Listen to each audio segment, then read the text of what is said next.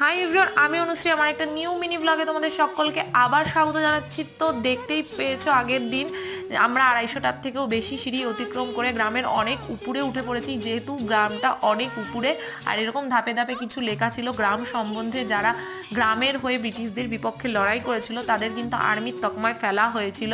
আর তারপরে এই জায়গাটা যে দেখতে পাচ্ছ, এখানে কিন্তু তখনকার দিনে ফেস্টিভ্যাল পালন করা হতো।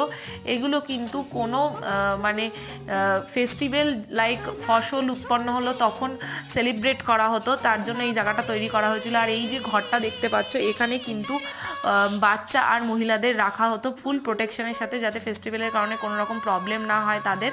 আর এই যে দেয়ালটা দেখতে পাচ্ছ, এটা কিন্তু সম্পূর্ণ রিয়েল স্টোন, কোনো রকম ইট বা সিমেন্টের দেওয়াল নয়।